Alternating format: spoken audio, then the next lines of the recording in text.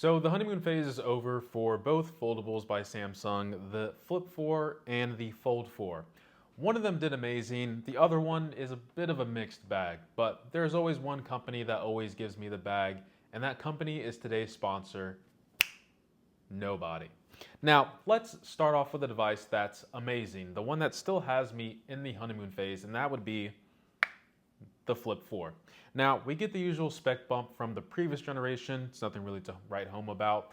Even though it does seem like Samsung didn't change that much at first glance, they actually took a lot of feedback that made the overall experience and usability for this phone better than the last generation. So instead of the glass finish we had on the Flip 3, we still have a glass back, but the finish gives it a more grippier feel, one that gives me more confidence holding and flipping the phone open.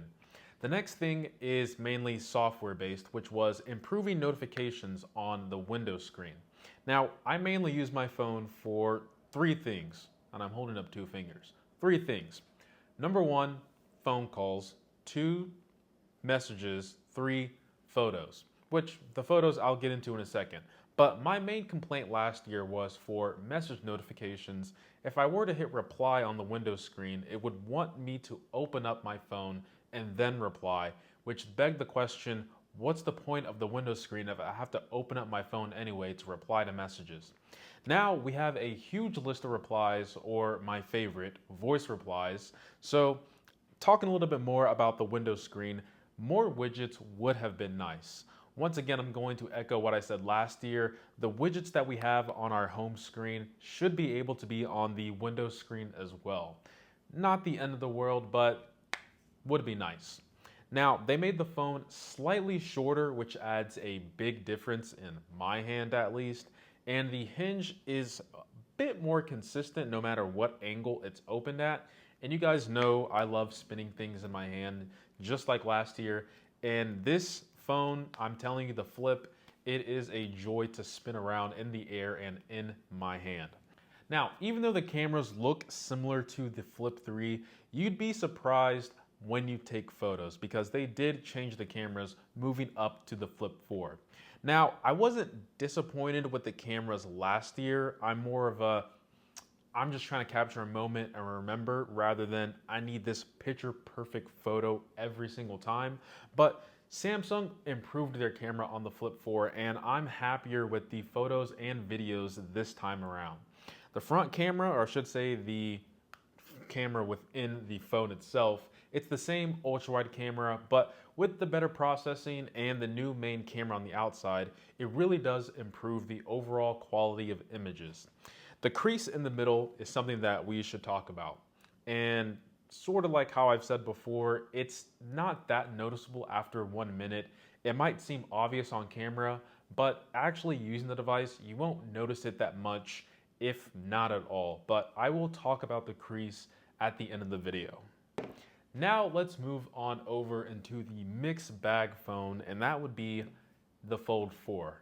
Lovely color, probably one of my favorite colors on a smartphone, period, but this was not what I was expecting during my honeymoon phase. I thought I was going to love this phone, but instead it's kind of just like meh.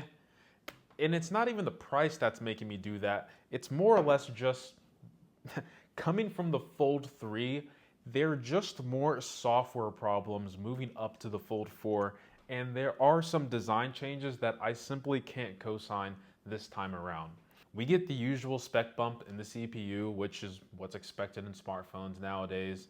And I know in my honeymoon video I said that I almost never use the front screen, but with the slight dimension change and pushing out the bezel just a little bit further, I use this outside display a lot. I would say more than 50% of the time. And it's crazy how much a few millimeters can impact how you use a device. The Fold 3 had a very skinny screen, and why isn't this turning on? The Fold 3 had a skinny screen, Fold 4 not so much. And it might not seem that big on camera, but trust me, holding this in person, it is a noticeable difference. The hinge, I'm also not that big of a fan of moving on over to the Fold 4. And it could just be because my Fold 3 has been worn in after a year that it's just really smooth. And I know Samsung talks about changing the hinge design, moving over into the Fold 4, but it's almost as if the hinge is too strong. Like, I love the fact that when the device is almost fully open, it wants to lock itself in the open mode. But there were times where I'm trying to open up the phone and it just wants to slam shut every single time. A cool thing that I would love to see Samsung or any manufacturer implement is something that we have in like modern cars with different resistance when it comes to the steering wheel, like comfort or sport. A hinge could have that same feature because right now it feels like the Fold 4 is in sport mode and I'm just trying to have a comfortable time like my Fold 3 where everything is just very easy and smooth. The other thing I want to touch on about the Fold 4 is the edges are a bit more square now and more sharp rather than the rounded edges that we have on the Fold 3. Now, I will admit that this design makes it feel premium. I feel as though a phone that turns into a mini tablet, rounded edges seem to work better for me in this form factor. Now, going back to the software, there would be times where I was trapped on a screen because of the multitasking window just bugging out, where I had two windows side by side.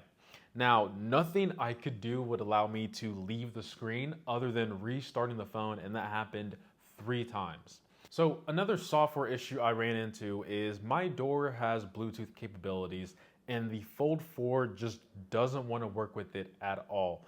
But every other smartphone device I've had in the past 2 years and even other people's phone works perfectly fine. And all these problems are going to get fixed with software, but it just makes me want to keep my Fold 3 because in terms of the multitasking windows or the capabilities, I should say, the Fold 3 is going to be getting it as well. So do I really need this Fold 4 if I'm a pre-existing Fold 3 customer? I'd say no. The only thing I feel as though the Fold 4 excels at is the camera and this front display now. And I have to admit that the camera is much better on the Fold 4, that it probably is worth the upgrade. Now, I should talk about this under display camera. It's not as noticeable as last year, but it's still visible, similar to this crease where it's doesn't look to be improved all that much and it's still there. This now leaves me on price, which is probably the most important message in this entire video. So the Flip 4 starts at $1,000, I believe, and then the Fold 4 is $1,700, or it might be, I think it's $1,700. I would say Samsung is essentially the Apple of Android in the sense that they are a premium brand and their premiumness is what allows them to offer prices like this to the consumers. However, Samsung isn't the only one making foldable phones. And if you live in the US, you might think, who else is making foldable phones other than Samsung and Motorola? Plenty of them are. It's just those manufacturers don't sell their products here in the US. And there is where the pricing starts to break down a little bit and doesn't really make sense because when you move to different regions, Samsung does have competition and the Fold and Flip don't really make sense, especially if you're trying to have something with no crease in the middle and you want something that looks more futuristic, not futuristic, more in the sense of actual design changes as years go on. This from the front still kind of looks like the Fold 2. And it's been 2 years since then and nothing has really changed. Since Samsung doesn't have any competition in the US, they just set the price and that's what we're stuck with. And they're transitioning their prices here in the US to different regions in the world. And that's how they can justify that price with their overall premium brand. But the biggest difference between Apple and Samsung is when it comes to price, Samsung typically likes to cave in when it comes to pricing, but Apple not so much. You see, Samsung does sales basically every other week on their devices. I would say wait a couple months or even 6 months and you will see sales on the Flip 4 and the Fold 4. I guarantee you, if you were to go to Apple's website right now, the iPhone 13 and 13 Pro is going to be the exact same price as it was when it launched. And throughout the entire year, it's not going to change until the new phone comes out. Whereas Samsung drops their prices, does a whole bunch of sales throughout the lifespan of this product before the new one comes out. That's kind of how I feel with the pricing. In terms of which one I would recommend this year around, I would definitely go over with the Flip over the Fold any day of the week. I had more enjoyment with this than the big brother over here. Hopefully you guys found this video informative. I appreciate every single sub, like, and comment. And as always, guys, much love.